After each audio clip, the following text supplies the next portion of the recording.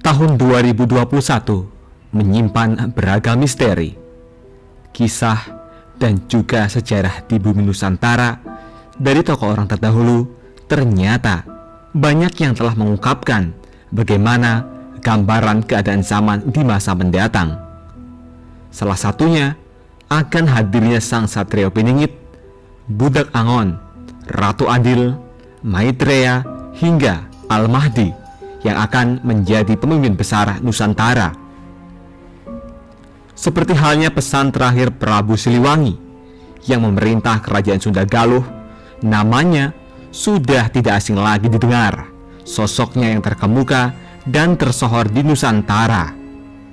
Prabu Siliwangi berpesan pada warga Pajajaran yang ikut mundur pada waktu beliau sebelum menghilang.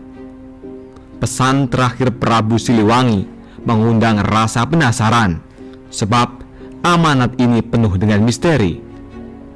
Munculnya anak gembala atau budak Angon ini masih menjadi perdebatan.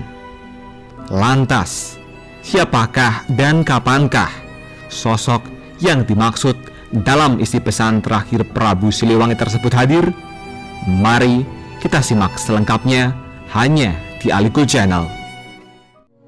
Welcome back di Alikul Channel, yang pasti semuanya ada di sini. Jangan lupa untuk tekan tombol subscribe, nyalakan lonceng notifikasi, like, bagikan, dan tulis komentar kalian di kolom komentar, karena semua ini gratis.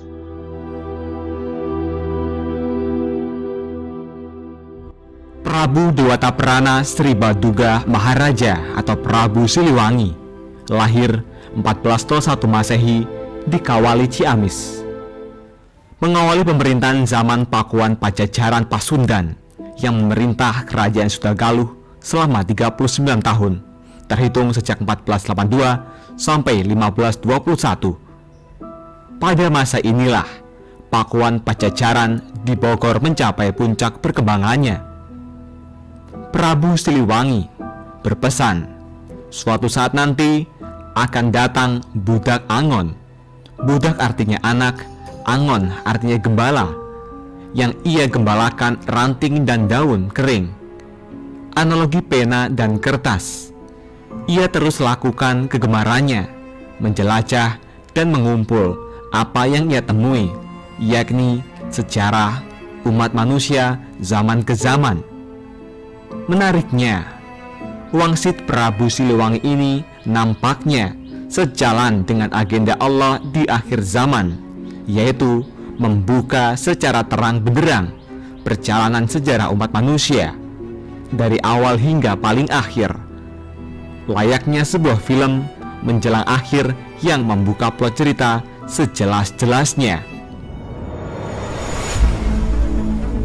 Ada kemungkinan Budak Angon yang disebut Prabu Siliwangi adalah hamba Allah yang berperan sebagai pengungkap secara terang benderang riwayat sejarah umat manusia. Hal menarik lainnya, Ratu Adil yang disebutkan dalam wangsit Prabu Jayabaya ternyata disebutkan pula oleh Prabu Siliwangi. Bahkan dampaknya banyak kalangan menganggap bahwa sosok Budak Angon adalah sama dengan Ratu Adil. Nama Budak Angon ataupun Ratu Adil lebih merupakan sebutan peran.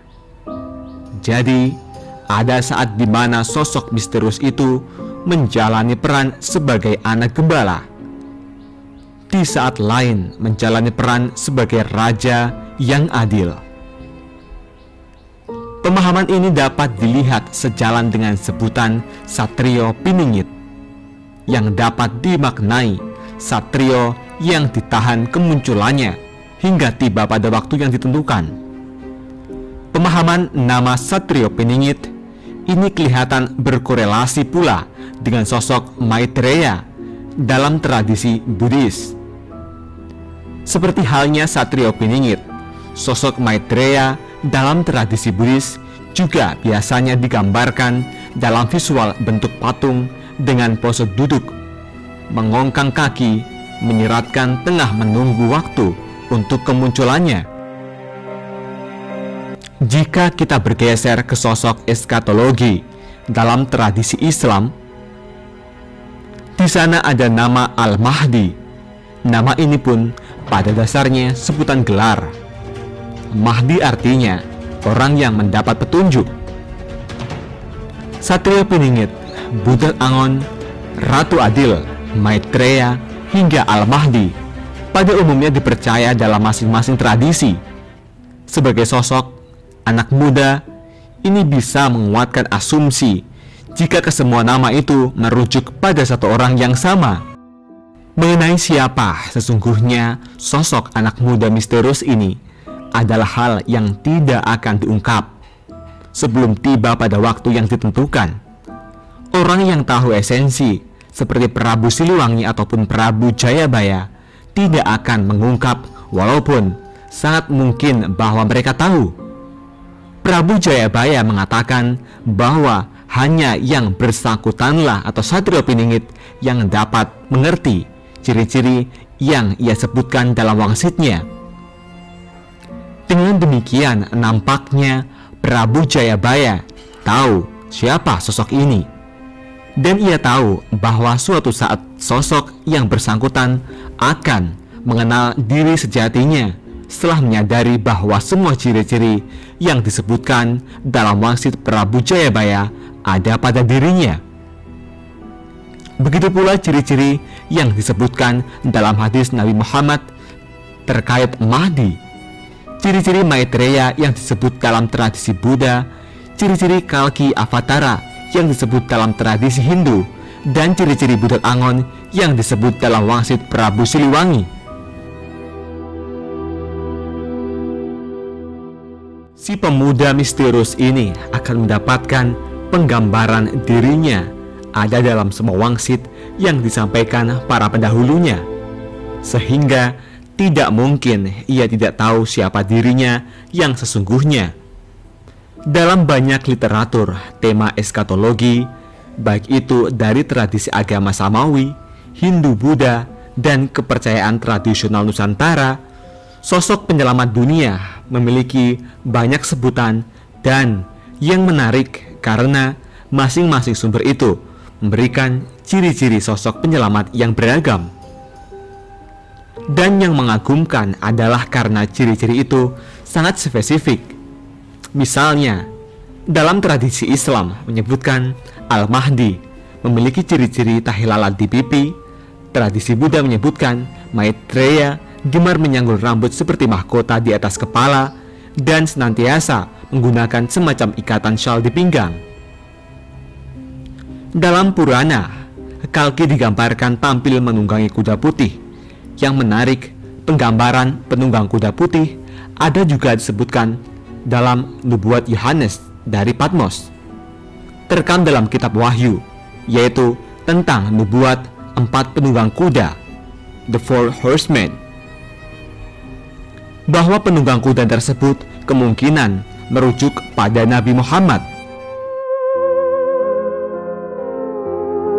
Ada 2 kemungkinan penunggang kuda putih. Satu merujuk pada Muhammad, yang kedua merujuk pada sosok penyelamat di akhir zaman.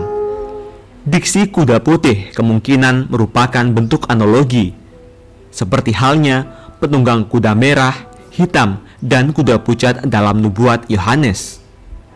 Selain ciri-ciri fisik dan penampilan, juga ada ciri-ciri kebiasaan.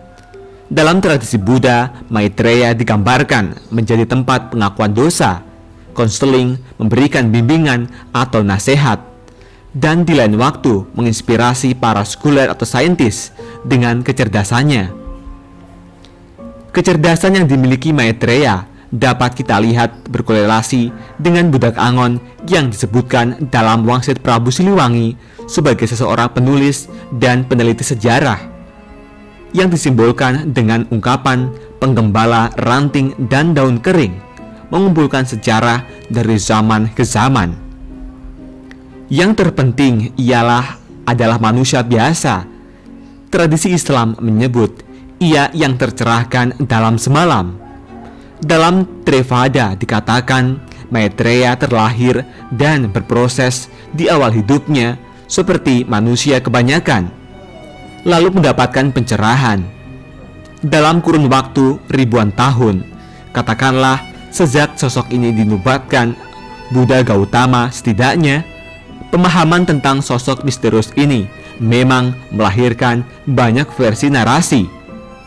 Situasi seperti ini tentunya umum terjadi, ada pendapat mainstream dan ada pula hadir pendapat tidak biasa. Bentuk pendapat tidak biasa yang umum hadir menyatakan bahwa sosok penyelamat akhir zaman itu adalah sebuah konsep abstrak. Setiap orang adalah penyelamat untuk dirinya sendiri, kurang lebih seperti itu maksudnya. Pertanyaannya, mau dikemanakan semua pesan nubuat orang-orang suci terdahulu, Buddha, Muhammad, dan lain-lain yang secara sangat jelas mengutarakan ciri fisik? Tidakkah maksud pendapat alternatif ini dengan sendirinya menganggap salah pesan-pesan Nabi tersebut? Sementara, bukankah salah satu syarat utama dalam beragama, khususnya dalam Islam, adalah mengimani, percaya apa yang disampaikan Nabi Allah? Tentu saja adalah hak semua orang untuk berpikir beda, memilih untuk tidak mengikuti petunjuk nabi-nabi terdahulu juga hak setiap orang. Dan para nabi itu pun telah diingatkan bahwa mereka hanyalah penyampai pesan dan bukan penanggung jawab. Untuk situasi ini, Allah berfirman, "Dan kaummu mendustakannya, padahal itu benar adanya. Katakanlah, aku ini bukanlah penanggung jawab kamu." Quran Al-An'am ayat 66.